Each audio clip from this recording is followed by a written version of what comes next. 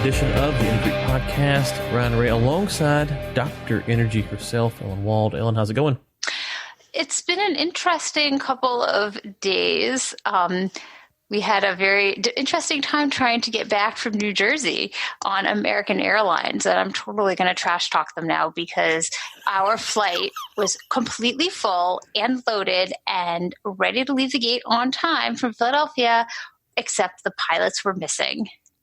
Wow. That's important. Yeah. When the pilots arrived, we pushed off from the gate late. We got in line to take off, only for the pilots to say, sorry, we timed out on our flying time. We have to turn around and go back to the gate and your flight's canceled. So, oh no. I would never fly American again if I can help it. That was bad. Oh, that is terrible. That is terrible. Well, I've got to ask you a question. This is not in our articles for the day, but it's something I saw over the weekend. And we on the show have been known to kind of mock this idea of sources and stuff like this. Did you see the report from Axios about Trump wanting to use nuclear weapons to deter hurricanes? I did. And what's really funny about that is that my husband has actually been saying for a while, can't they just drop a nuclear bomb in these things, like when they're out in the middle of the Atlantic, so they don't come after us? So, if that does work, I'd like some credit to go to him instead of Trump. It's an interesting idea. I also think that the hurricanes are listening because ever since he said this, it's like nuclear deterrence works. We haven't had a single hurricane in August.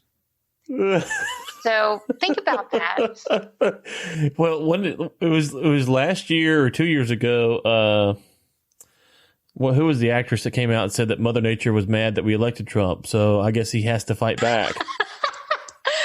Oh my God. Who was that? Scarlett Johansson, or I don't know who it was. Some actress. I can't remember. It's not Scarlett, but anyway. Hurricanes are like, I really did not appreciate how the difference between like a hurricane and a snowstorm.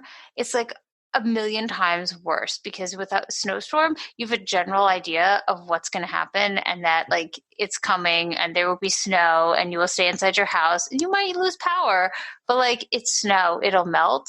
With a hurricane, it's like, is it going to come here? Is it not going to come here?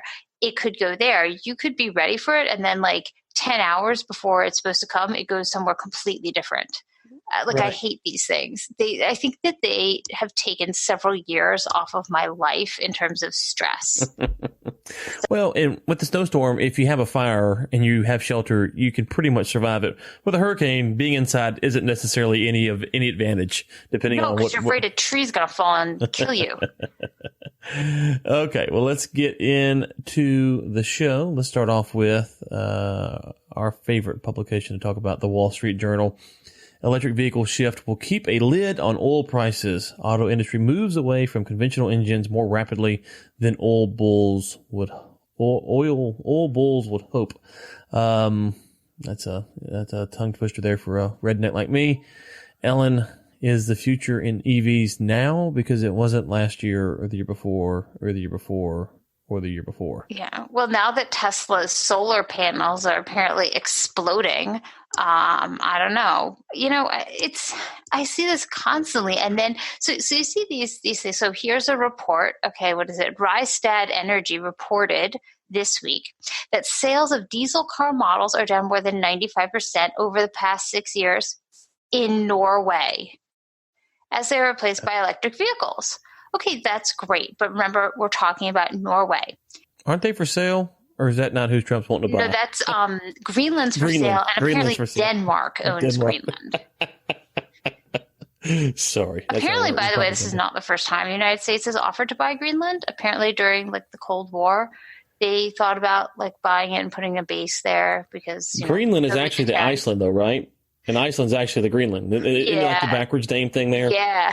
Okay. Yeah, exactly. So, So I love that we're extrapolating global data based on data for Norway.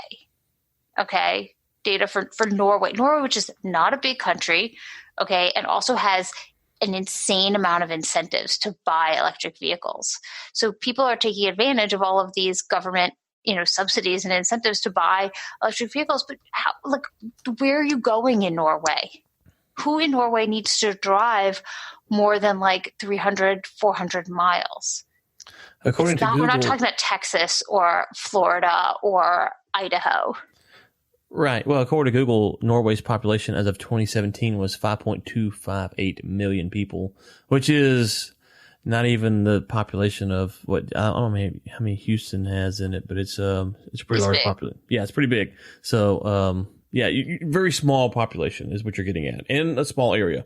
A small area, a small population, and it's also, and they also have huge, huge incentives. So the government gives them huge incentives to buy electric vehicles. I mean, I've been reading about that. So I love that we're using a very tiny population whose behavior isn't really representative of a large portion of the people who are buying cars in the world to extrapolate behavior. I just think that that's really irresponsible, honestly. Well, and it goes back to what, the greater Houston area is 6.9 million people, according to census in 2018. Census estimate. So larger, the greater Houston area is larger than Norway, or equal to Norway's population, we can say. And this is what we had on EP, the guy from Eric from EP Autos a few months ago. This is what he was saying, is that he's not initially against the move to EVs if people want to do that, but let's not try to push people there on false signals or the government, the government incentives and stuff like that. If they don't, if the technology is not there, and if the people don't want to go there. And I guess was it last year when all the articles were coming out about the European nations that were going to stop the combustion engine by 2030, 2040.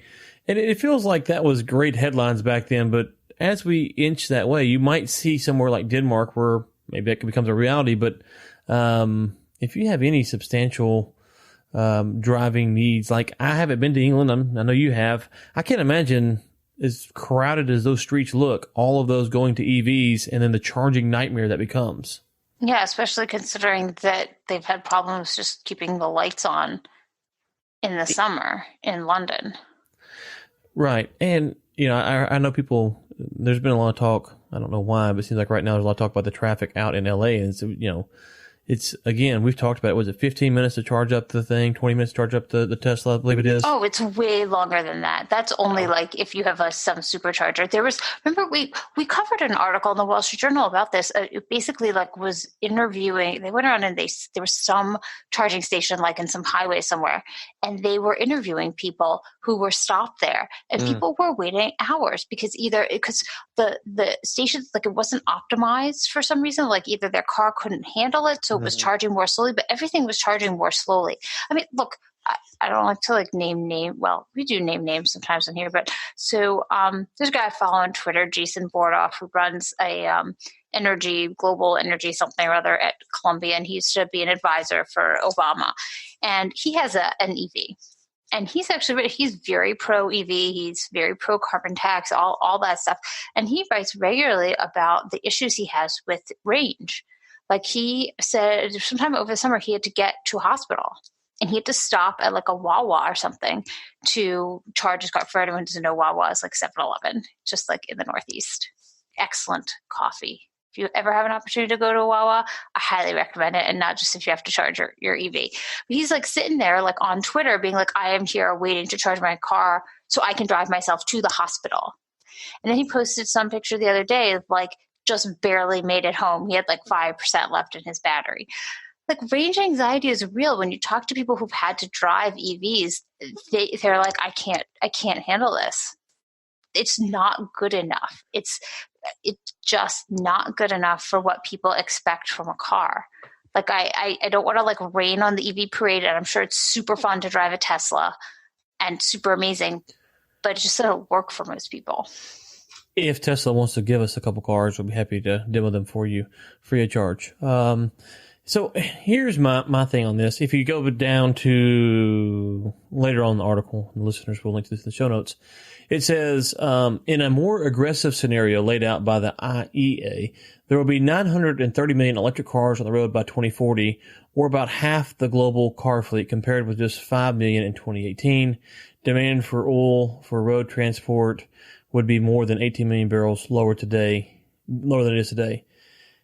Yeah, that's just BS. Like, yeah, like what more aggressive scenario? Like, and how are you going to get a more aggressive scenario like that? You know, it's like great, you put it into a computer and you got a model, but like unless the batteries are actually getting better, like really way, way better. Plus, no one can ever explain what happens when, like, we all know this. We all have cell phones. We all have battery power things. Every time you charge that battery, it loses power. I mean, like my iPhone, I know is operating like 85% now, if that. And like, so it degrades. So what do you do when your car's battery degrades too much? Do you swap out the battery? Do you just get a new car? I mean, well, it doesn't make sense. So yet. Right. Well, how many people, so when you look at these projections and these aggressive models, how many people today, what percentage of population today has a car? And in this aggressive model, how does that number change by 2040? So are they saying that the same number of people in the world will have cars, same percentage? Will that percentage go up? Will the percentage go down? How they determine why that percentage went up, why that percentage went down, why it's the same? You know, how many more roads will be built? You know, there's, you just start throwing in all of these factors of, you know, and you're talking 21 years away. It's just, it feels like these big companies, they have to release reports because otherwise they would have to actually do their jobs, which would be get the information that they tell you about right, and they can't do that. So they just put out this crazy stuff that's, I mean, I'm not saying they're bad folks over there, but it's like, you know, I feel like this article or this study is put out so someone will write an article about you and people will go, oh, wow, they're doing aggressive models over there, you know? Oh, yeah. I love that. Aggressive models. I just don't understand it. It doesn't seem like there's any value in it. And surely the folks at the IEA, if you're actually to sit down and talk to them, they would understand that this is a useless scenario that they've penned for us. Oh, yeah. Talking about useless scenarios, maybe we can skip to one of the later articles that I pegged, which, so I wrote something about Bernie Sanders' green energy plan. And perhaps the title will help explain what my point was. But basically, my point was Bernie Sanders' green energy dystopian fantasy. Some of our listeners may know I love reading dystopian fantasy, primarily of the young adult variety. And I actually could have gone a lot further in this piece than I did. But basically, you know, like I looked at his Green New Deal plan and determined that if you actually implement his plan, which actually calls for criminal prosecution of oil, gas, and coal company executives, so he wants to send them to jail. I assume that he would pass a law in Congress declaring that they've committed some sort of crime and that it would apply to like things from the past. I'm not exactly sure how that works, but you know, when we're in fantasy land. Have I told you about Bernie Sanders' story?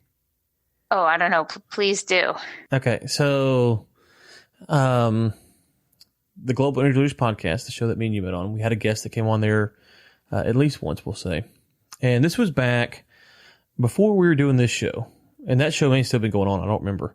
And this guy is a self-identified left-winger, but understands the necessity for oil and gas. So like, and he said that he lived in California and, you know, that, you know, he had to explain to his neighbors, like, hey, this asphalt that you're walking on, you know, where it comes from. So he, you know, he wanted to move from oil and gas, but understood that it's necessary. Anyways, he was telling me there's a hurricane, was it in Haiti? I don't know. It was one of those bad hurricanes that hit one of them Caribbean islands. And his buddy worked for Bernie. And that Bernie was like, hey, we got to get them diesel generators down there to help out the folks on the island. And like at the same time, he was like that day or next day was tweeting about the terrible things of oil and gas. And so, hey, that's a source's story, so you can take it or don't. But that's what he was telling me because he was frustrated with how the Democrats play this stuff up. And that's what, you know, when you talk about putting someone in jail, I am not a let's throw everybody in jail kind of guy because that's pretty scary to think about living behind a cage the rest of your life. And to throw that out, to me, almost shows that you're not human almost. Like, to threaten people with jail, I don't care who you are, is pretty scary, especially people that'll let us to live. Like, we're doing a podcast inside of air conditioning homes because it's god awful hot here in Texas and probably the same in Florida. Oh yeah. I don't want those people in jail. I want them doing what they're doing. We're going to leave here and drive. I need the diesel for the truck. So think about this. Okay. So he calls for, this is like, I mean, his plan is like points and points and points, but basically, okay, he wants to, transition the United States to only electricity generated from renewable energies. Now, I kind of expanded that to assume that he would have to include nuclear, which is technically not a renewable energy, because I really could not, like, I mean, the dystopia would be really bad. But think about it, okay? So if we followed his plan, it would mean, first of all, we'd have to dam every river anywhere for hydropower, and that would change ecosystems everywhere, okay? Yeah, because everything south of the dam is different. Yeah. You'd have to blanket the country with solar and wind. I mean, like, it would have to be covered. Okay. Then, you know, I still haven't figured out what he would do about nuclear. Okay. But you'd say there wouldn't be enough energy for everyone to use TV, computers, cell phones. You couldn't use cell phones for entertainment. Say goodbye to refrigeration. Say goodbye to refrigerated truck transport, which means that no fresh fruits and vegetables in the winter in places that don't grow them. You'd have to burn wood, which is actually horrible for the environment. So you'd be cold in the winter, hot in the summer. Also, mass starvation, because guess how we make fertilizers? Yeah. Oh, yeah. Exactly. So without fertilizers, and plus forget having a job where you sit behind a desk and, you know, make podcasts and write articles or do statistical analysis, because you'll be out in the field farming. Yeah, you won't be able to make your aggressive models anymore because you will be out there having to. Exactly. You will be out there work. farming for food to feed your family because we have no more fertilizers. So I wonder, I'm curious. I'm reading the tweet that you have in your Forbes piece here. It says, this is feel the burn. Fossil fuel executives should be criminally prosecuted for the destruction they have knowingly caused. Is Bernie playing word game here? And so if you press him, he goes, well, if they didn't knowingly cause it, then they get off. But he knows his base will rally behind it. Do you think he's kind of playing a word game here, saying they knowingly caused it, and then would let them off the hook for not knowingly causing anything? But he gets a lot of press and stuff like that for putting out the green new deal. Well, this is some of the responses I got to this piece. Okay, and I don't know how are we on profanity here? Nate can mark this. So first off, if you have small kids in the car, we don't normally cuss. Now you know that Ellen might be going off script here, and Nate will mark the episode explicit so that the listeners will know. So you're free now. Let her rip. Okay, so this came from this is a tweet. This article is more fantasy fiction than Harry fucking Potter. An Olympic long jumper couldn't even make the leaps you take.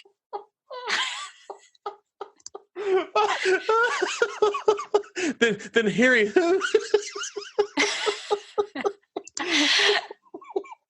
Okay, I'm sorry.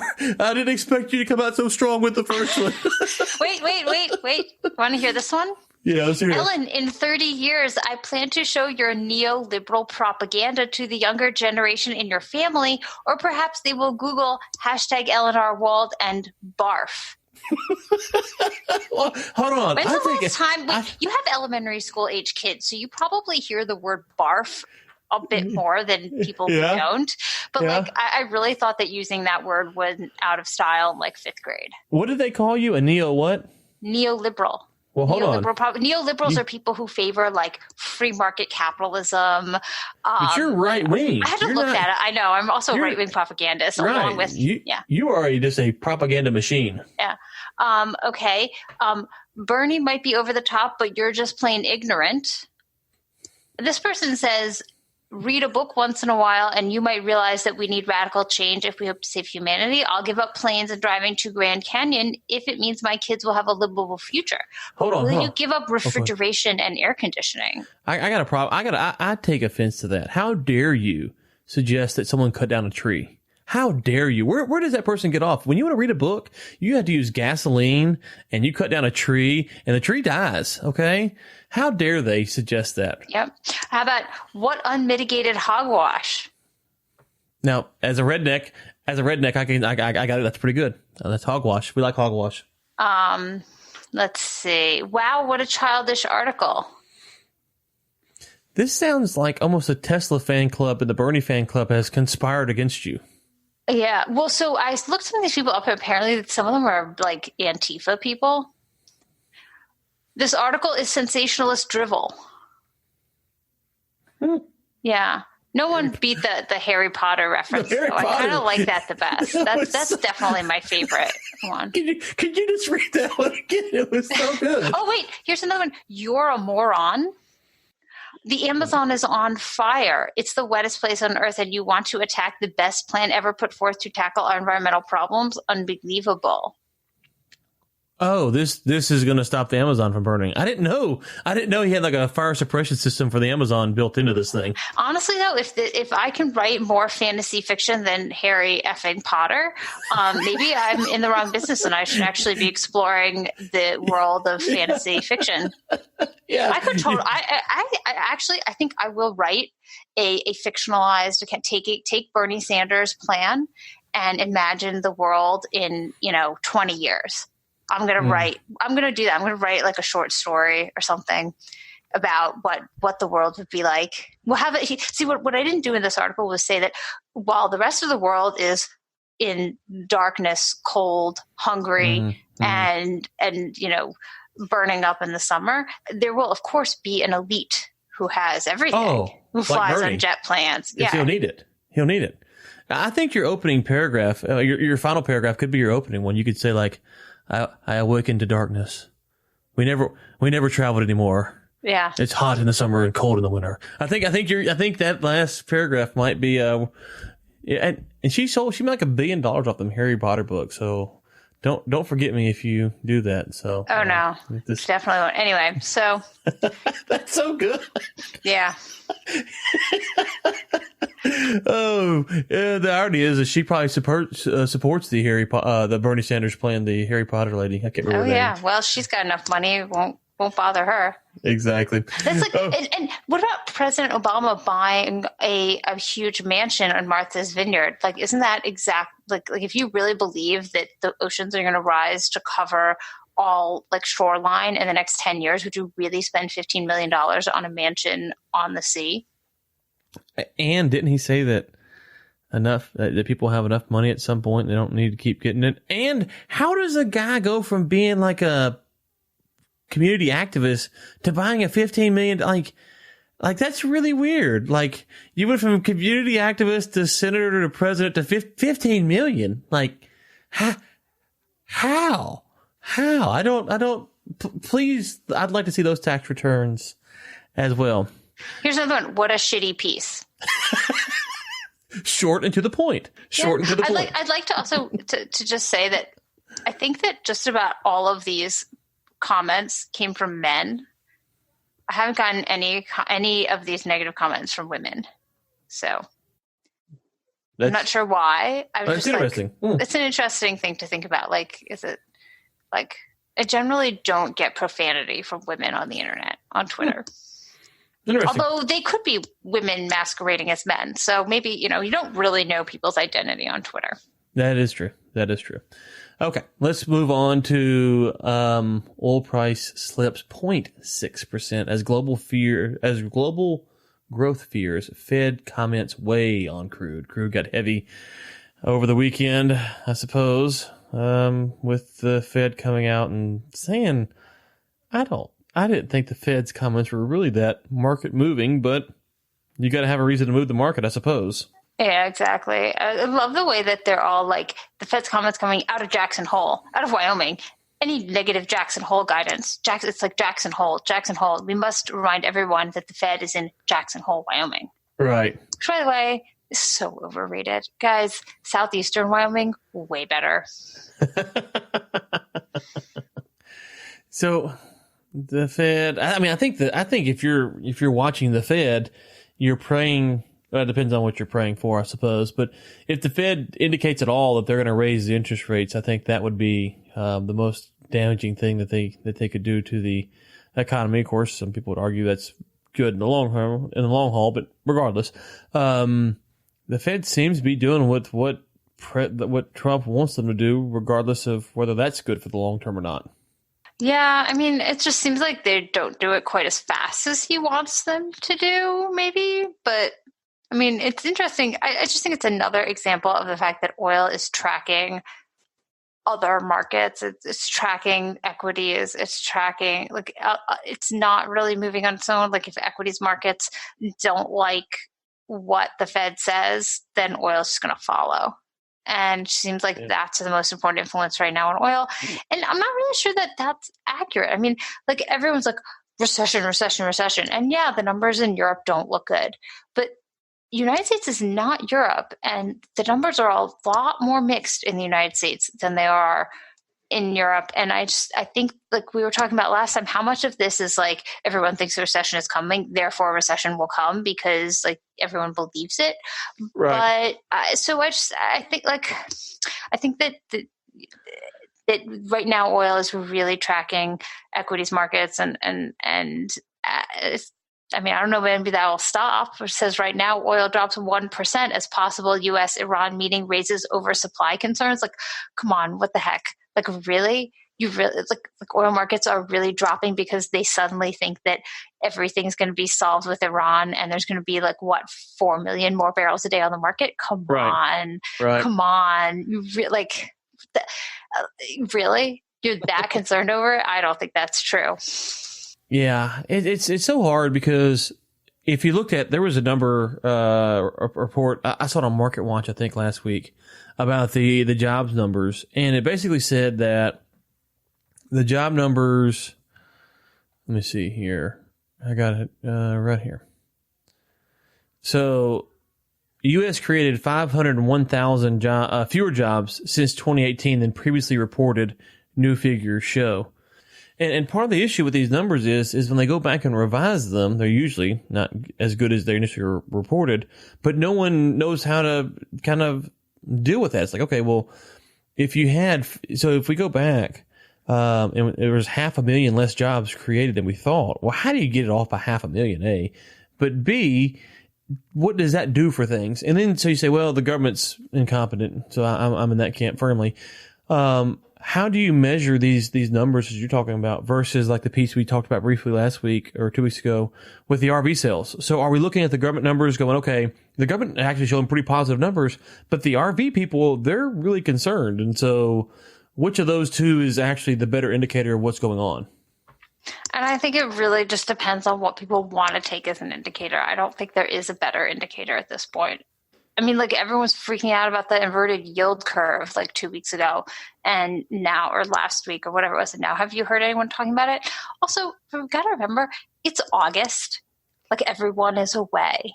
So, these moves are not really a good sentiment of what people are actually doing. I'm sure all of Wall Street is on vacation right now. Yeah, football start back up, so they'll be back to normal when they can enjoy some football and let's wait. You gotta wait till after Labor Day. I mean, The whole East Coast, no one started school yet. It's not. People are not paying attention. Most people are probably at the beach. Yep, that's true. That's always something to consider as well. Okay, this story frustrates me to no end as someone who tries to dabble in the international space, and I had someone on my LinkedIn earlier say.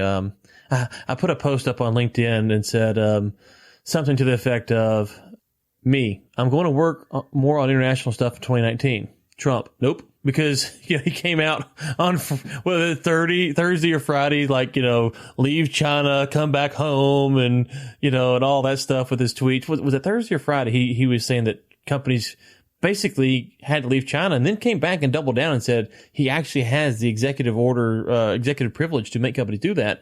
And it's like, okay. And then China responds back with they're going to tariff and tax. And this is, I think, probably the biggest concern that the markets have to be concerned with, because you are seeing not only the impact here. I saw a story, again, the Journal, a guy who I think he sells flooring, And this, at first, he could circumvent the tariffs and stuff like that, but now it's getting to the point to where he really can't do it without changing his business model. And China responding in kind, you're seeing some angst from the farmers about what's going on here.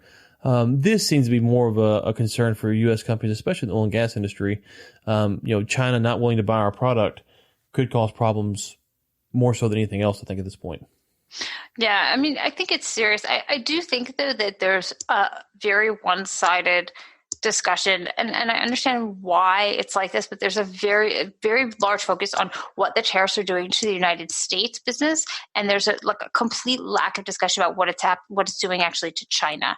And we just seem to have this idea that the tariffs are hurting U.S. businesses, it's bad, and they're not hurting China. And I do think that, and that may also be in part because it's not like people can just go over to China and interview businesses and they're going to dish on the truth. It's as a closed society. You're not necessarily going to find out the truth. But if for everything that it's hurting U.S. businesses, it's hurting China more. Keeping in mind the fact that they're going to starve at some point. If they where are they going to buy their soybeans from? The issue is that China is probably willing to let people starve, whereas in the U.S. we wouldn't be willing to do that. But if they're not buying soybeans from us, where are they getting their soybeans? Who else grows soybeans?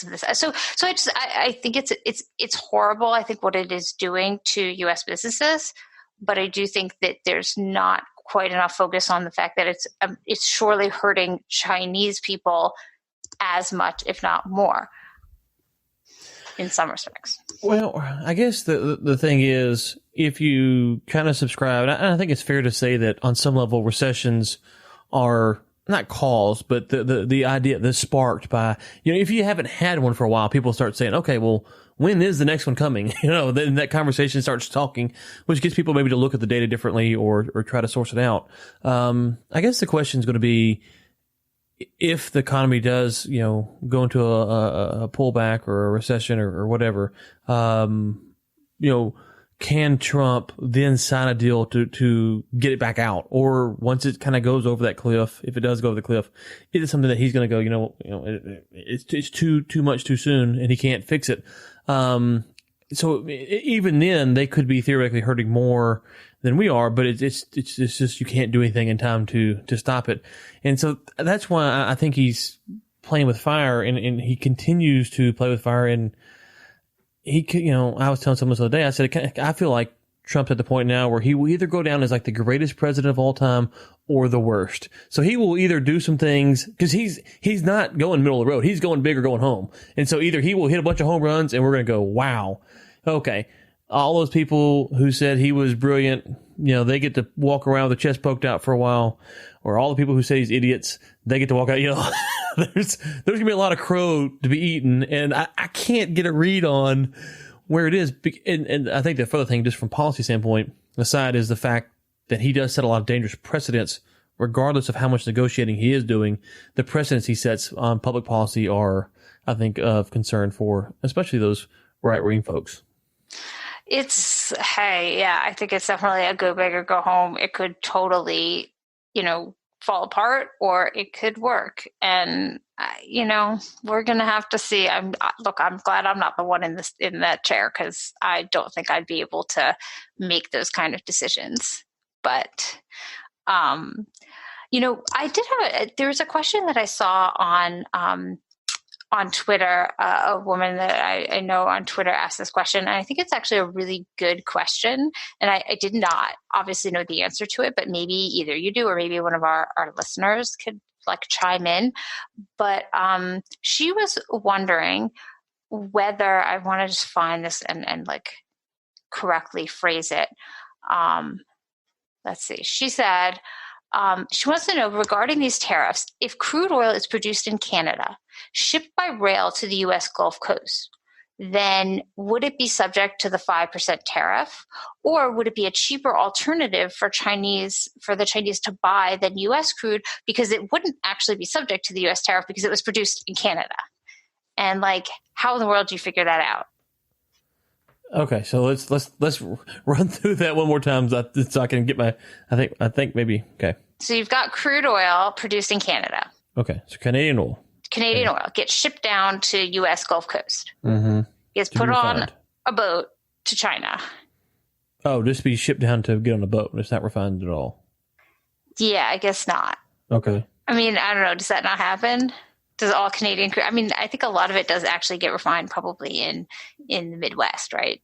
But, well, yeah, I'm thinking if it gets refined, that it might be changing custody of who owns the oil. I don't know. I'm just thinking through potential things here. Okay, but say it's not refined. Say it's like Western Canadian select, and it gets mixed with. I guess then once it's mixed with American light crude then it would be considered American. I don't know. Partially. But then, is it subject to the tariff? How do you deal with that? Because it's so.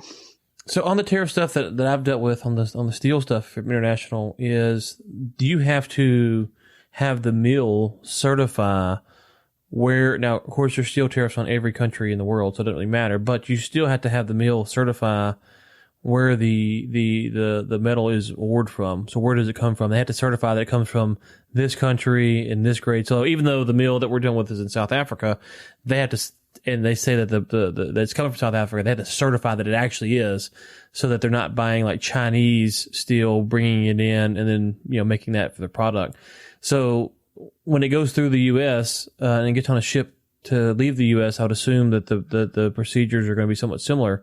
And when it comes into the U.S., the procedures will be similar, that the Canadians have to guarantee that it's actually Canadian crude oil and it's not Iranian crude oil that they're putting into a U.S. pipeline. So it's, at least on the steel side of things, it's tracked pretty rigorously on where it's coming from. So I don't know if that changes the tariff thing or not, but they would know that it's being blended with the U.S. oil at some point, and so theoretically that could change it.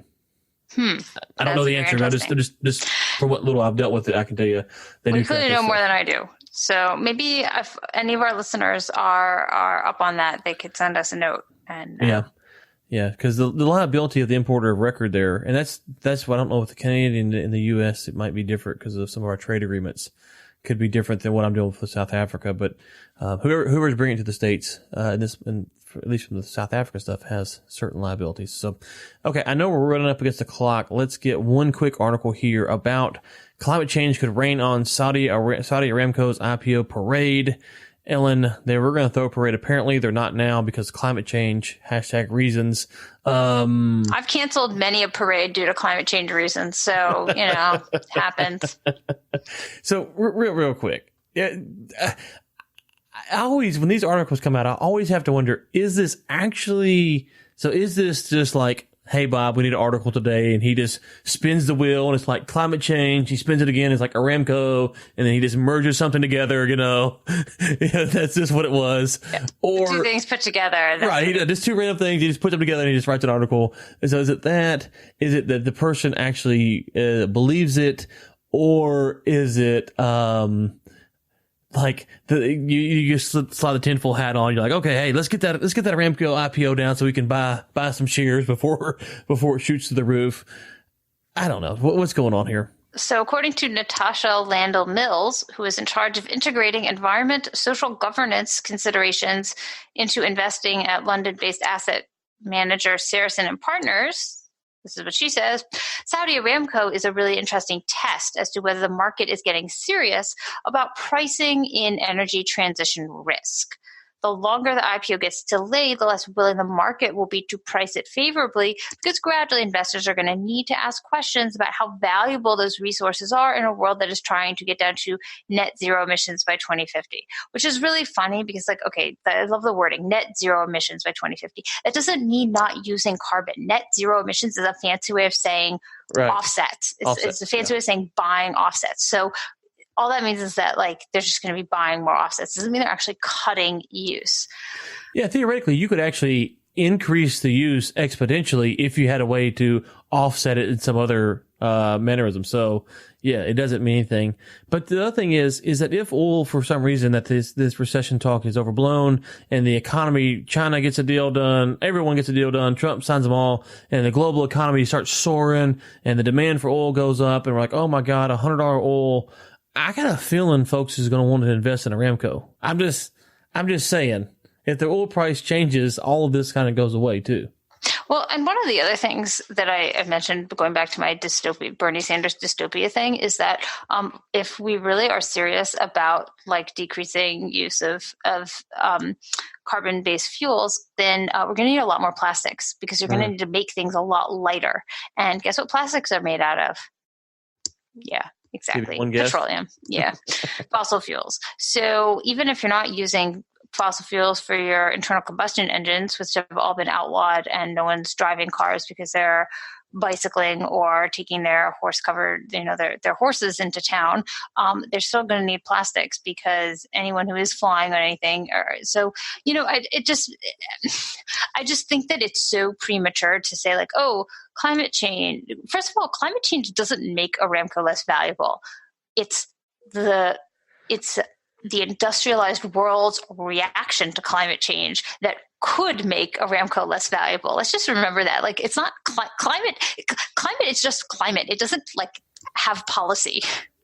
And if, to your point about the Obamas, if you believe the climate is going to change and the ice caps are melting and the sea levels are going to rise, you're going to need a lot more oil and gas based things. You're going to need diesel to run this heavy equipment, to build seawalls. You're going to build new roads, new houses, all kinds of new industrial things will have to be done to combat climate change. So actually, it might actually make it more valuable. Yeah. So it does sound like two people like spun a wheel and they were like, what could make it less valuable? I think that there are a lot of very important things that can make Aramco's valuation go down and make Aramco less valuable company. I don't think that climate change is even near the top of those. Like the most important one would be the king. The fact that this is a company where the shareholder is a monarch. I mean, does that not like scream danger to anyone? Right. I think, like killing journalists and stuff is probably the biggest danger to the Aramco IPO at this point. Yeah. Not climate change. Climate change is on the bottom 100 or something. That's over that list. So a lot of things to do. Ellen, okay, we're up against the clock. So quickly, we will be off next week, right? Next week's Labor Day? Right? Labor Day. Yep. Happy Labor Day, everyone. We'll be back on September the 9th. Crazy September is right around the corner. Until then, Ellen, you will be Forbes, investing.com, Bloomberg, TRT, Macro, wherever. We don't know. Twitter. We'll see what happens this week. But they can follow you at where to find out all that? They can always follow me on Twitter. Try not to leave comments with profanity, otherwise you might end up getting mocked on podcast. But you can follow me at Energized Economy. That's ENERGZD Economy.